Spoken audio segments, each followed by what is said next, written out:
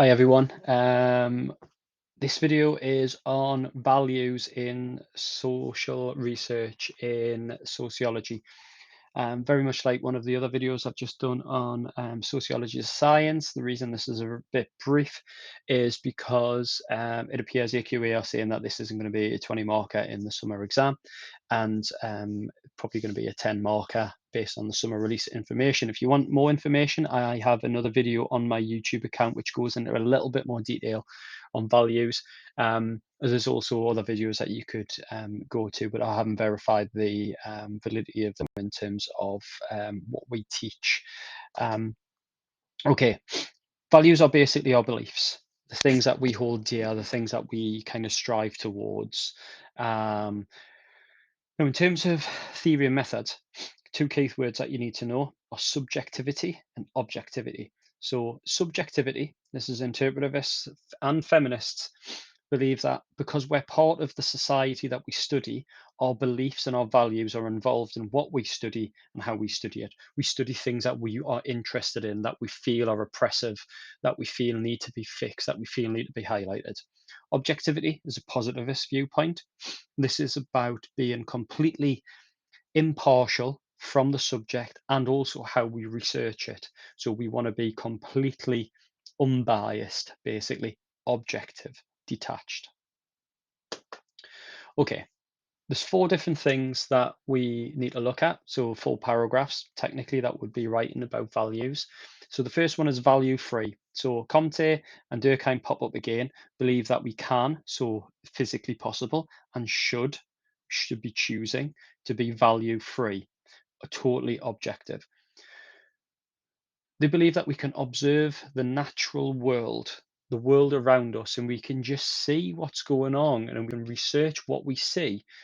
And we can do this using scientific methods, things that are completely impartial, that are just there, that are produced on our behalf, perhaps, that we are not influencing in any way, shape, or form. So refer back to your research methods about um, research methods that are reliable, research methods that are highly ethical, research methods that positivists would be wanting to use, and they're the ones that you need to be using for your AO2. In the other video, I mentioned suicide, just in case you haven't watched it. Suicide was taken off the spec as a topic within crime and deviance in 2015. However, I still think it's useful for theory and methods. Durkheim basically kind of, I imagine he sat there. I don't know. He might have been hopping on one leg. I don't know, but he just observed that suicide is on the increase in the world, in society, and basically didn't go looking for it. So there's value free. It came to him, and he was like, "Yeah, okay, I'm researching this." Now, there's a problem with that straight away. There was loads of things going on. Maybe cheese production was on the increase at the time, but he didn't choose to do that. So why did he choose suicide at that time over other things? So we can evaluate Durkheim straight away by saying at some point. The other way that we evaluate Durkheim is that using scientific methods. Yeah, he used scientific methods of getting empirical data and then just coming to a conclusion. But he, at some point, had to stop collecting data.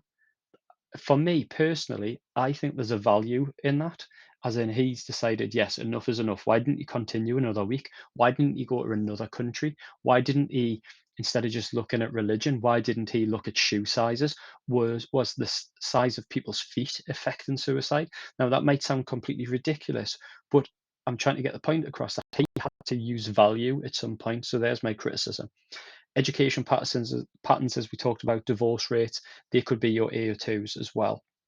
That I can just get the exam results in August 2022 and just look at them, read them, and go, all right, that's interesting. I wonder why that's happened.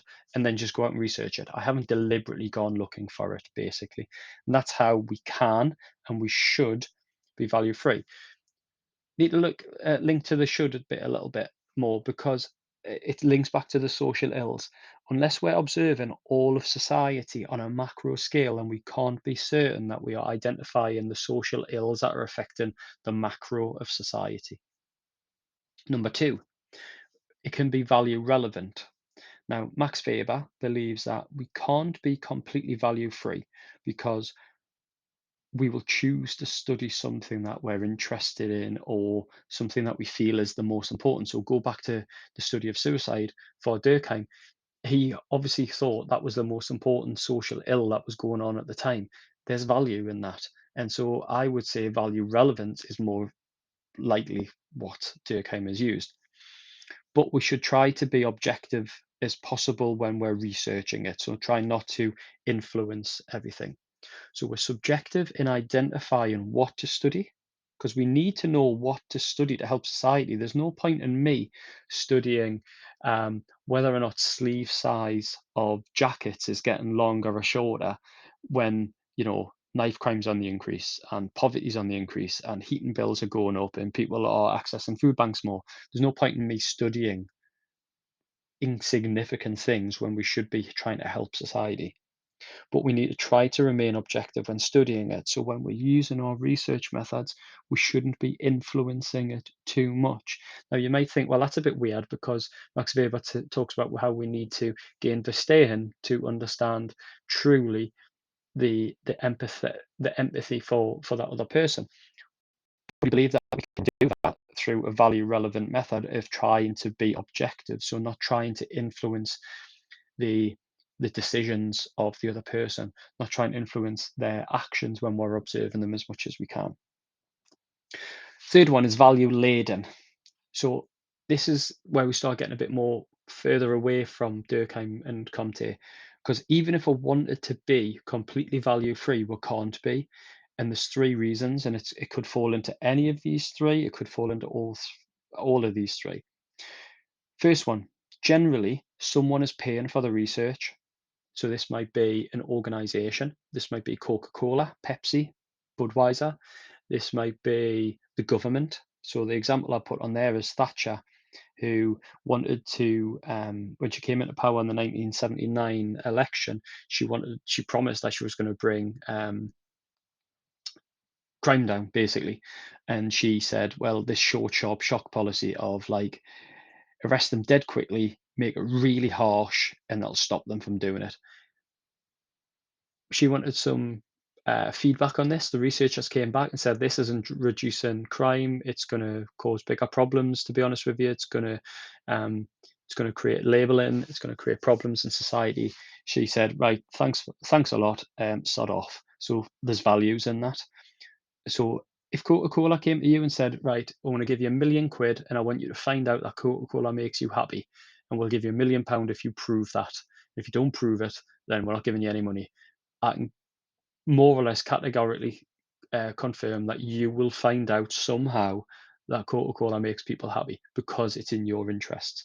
It kind of links to the next one, which is Goldman's idea of career trajectories. Sociologists want to be like kind of famous, I suppose. They want to be published. They want to come across as like an expert in their field. They want to gain authority. And because of that, then they will research things that are going to get them noticed, that in ways that are going to get them noticed. Um, and they will do things in which their values might influence it. So they might find something out and ignore it and leave it out of their study.